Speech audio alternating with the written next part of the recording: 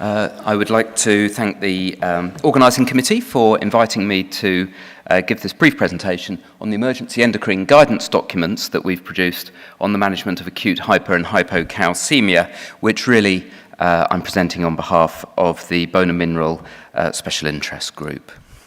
I have no conflicts of interest to declare. So, the background to this issue is that hyper and hypocalcemia are both common mineral metabolic disorders, and although it's difficult to find reliable estimates of prevalence, some of the available estimates suggest a hypercalcemia prevalence of slightly under 1% in the inpatient population and a hypocalcemia inpatient prevalence of up to 18%. In August 2012, the Clinical Committee of the Society asked the Bone and Mineral Special Interest Group to produce some brief, pragmatic and practical guidance aimed at the non-specialist, and this was very much designed to take the non-specialist through the initial assessment and management. So before we undertook preparation of these documents, what was available? Well, if you performed a Google or equivalent search for emergency management of hypercalcemia, some of the results that were turned up were as follows. So you found things like the NICE clinical knowledge summaries. These are really referral pathways rather than emergency management documents. Of course, you find individual trust guidelines, some of which are extremely good, but coming from individual hospitals, I doubt that they have the credibility that a guideline from a learned society or professional body has. You find the sort of up-to-date type of websites, although many of these have a very North American centred view on the subject, and for that reason I doubt that they are widely used and trusted at the acute coalface in the NHS. And of course you find journal reviews, but again, this doesn't give the information in a rapidly accessible form in the emergency situation. Similar considerations go for looking for hypocalcemia guidelines, where you find the excellent Cooper and Gitto's BMJ 2008 review, but again, it's a review, it's difficult to access from all NHS computers, and of course it takes time to read. You do actually, if you search extremely hard, find this excellent document on about the 5th page of a Google search produced by the NHS evidence people, written by UK Medicines Information, the snappily titled Q&A 373.1, which is an extremely good document, but as I say, relatively difficult to find. If you survey the web pages of the learned societies for hypo or hypercalcemia guidance, it's really a rather similar picture. Of course, the Endocrine Society produces excellent clinical practice guidelines, but there are none yet on this area. The ASBMR doesn't provide any, although of course they do produce the excellent primer. The Bone Research Society, European Society for Endocrinology, similarly no documents available, and it's not really within the NOS remit, but of course they have recently produced excellent guidance on the management of vitamin D deficiency, but nothing there for hypo or hypercalcemia. I'm pleased to say that when you perform the same repeat nowadays, these are the results that are readily identified, and clearly some good work has gone into the optimization of their web presence. They reliably come up as the first or second hit using most search engines. So each of these documents are, as I've already said, brief, practical and pragmatic, and just by way of illustrating this point, I show you a sample page from the acute hypercalcemia guideline. And you can see that there is really minimal use of text.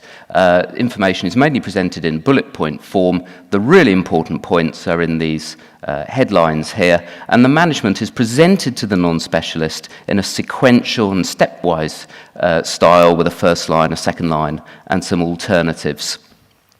So we hope that this is a really useful contribution to the field. I'd now like to spend the rest of the presentation just briefly going through both the guidelines. So turning first to hypocalcemia.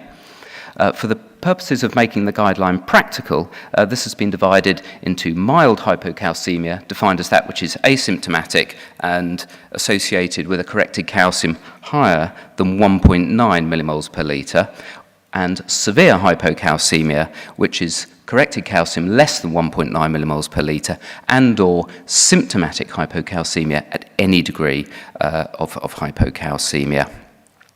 The common causes are summarised for the reader, and of course in hospital practice, by far the commonest cause is post-operative. This is normally following thyroidectomy, sometimes post-parathyroidectomy, and sometimes following other major neck dissections.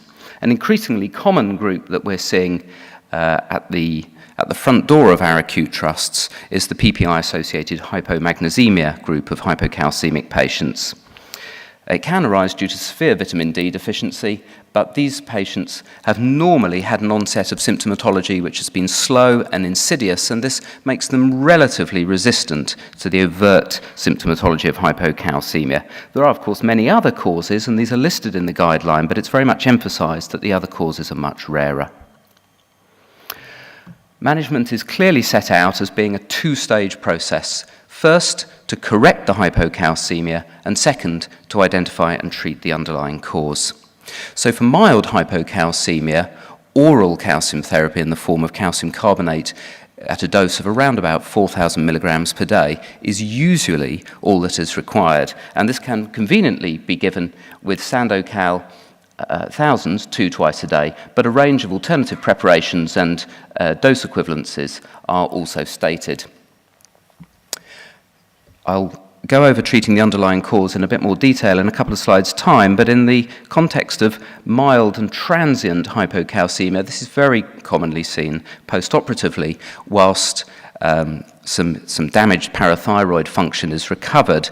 But we do advise in the guideline that if the patient is still hypocalcemic more than 3 days post-operatively, then some support for the calcium with a 1-alpha hydroxylated vitamin D metabolite, such as 1-alpha calcidol, should be initiated. Of course, this doesn't commit the patient to open-ended long-term therapy, and it very much should be reviewed at an early outpatient opportunity. In terms of management of severe hypocalcemia, of course, the overriding priority is to return the patient to something near to normocalcemia as soon as possible.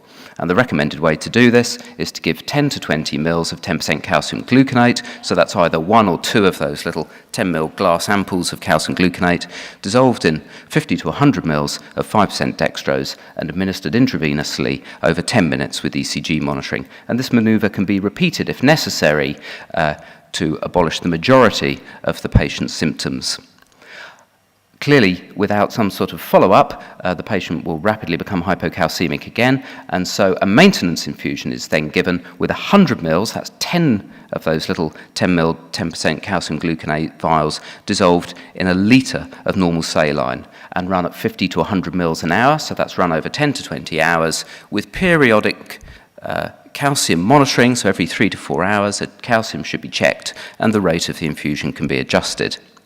Of course, even that will not provide a long-term fix without treating the underlying cause, and brief recommendations for treating the underlying cause are given as follows. For vitamin D deficiency, the NOS guidance of approximately 3,000 units of D3 orally should be adhered to, so that's something like 20,000 units of Pro D3 once a week for 12 weeks, something in that sort of area. For hypomagnesemia, we've given a very precise recipe for a magnesium infusion, as this is quite often quite difficult information to access rapidly. So the recipe is 30 mils of 20% magnesium sulfate in 500 mils of normal saline over 24 hours. And this gives the patient 24 millimoles of magnesium over 24 hours. And if the offending drug, often a proton pump inhibitor, is stopped at the same time, then in my experience, I find that 1, maximum 2 of these infusions will normally restore the patient to normomagnesemia. And in fact, parathyroid function will very rapidly recover after that, although sometimes the patient will have to have some intravenous calcium as well. Following thyroidectomy, if this is severe hypocalcemia, then 1-alpha calcidol or calcitriol should be started immediately with a starting dose of 250 to 500 nanograms daily.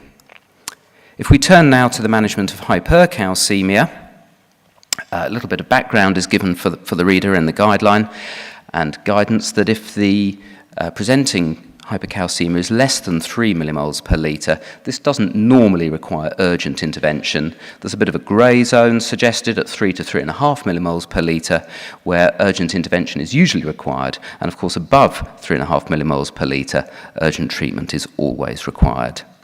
The point is made that the only common causes of hypercalcemia are primary hyperparathyroidism and malignancy, and although many other causes are listed, it's very much emphasised to the reader that these are much, much rarer, and that 9 times out of 10, the patient in the acute situation with emergency hypercalcemia will have either primary hyperparathyroidism or malignancy, and the physician should direct their thoughts in these directions.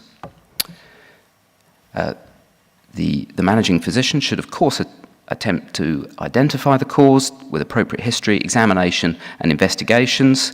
And we've very much specified the investigations on a relatively restricted list, and you'll note the absence of serum ACE, protein strip, immunoglobulins, etc. from this list.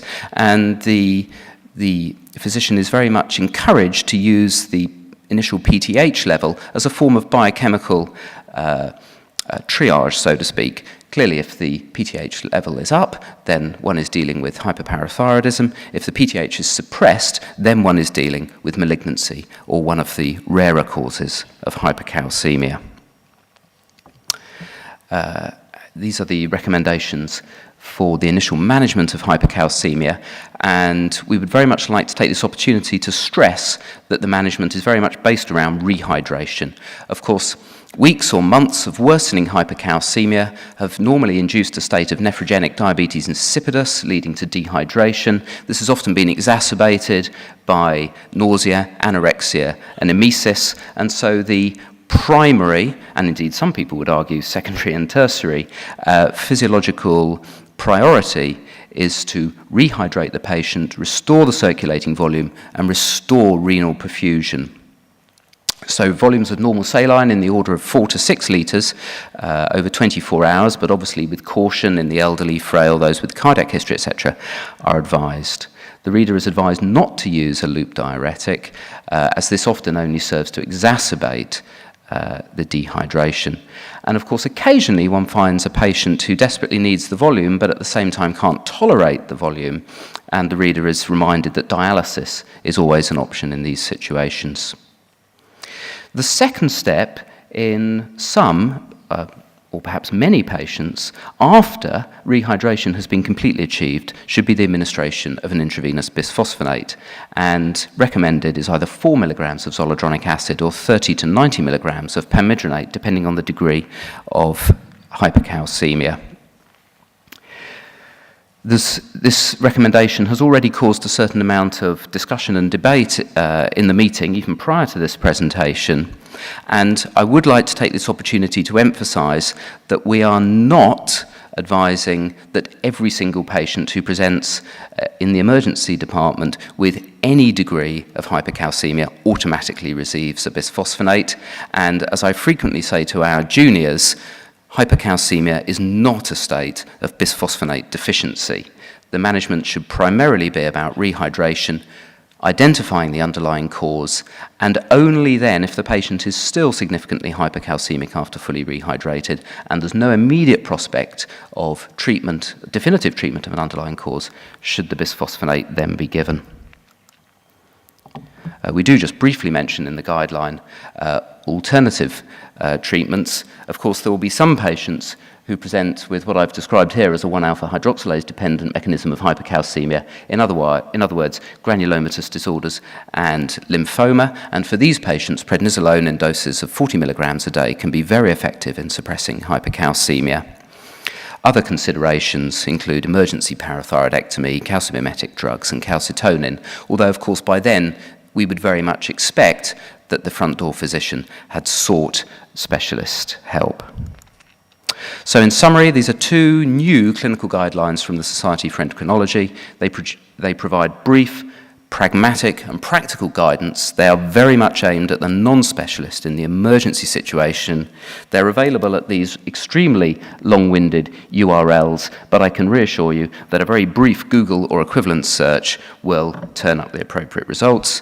And I'd just like to take the opportunity to thank my colleagues on the SIG, Jenny Walsh, Neil Gittos, and all other members of the SIG for writing a review of these guidelines, members of the clinical committee for review of the guidelines, and Abby Vora for corralling and collating the whole exercise. Thank you.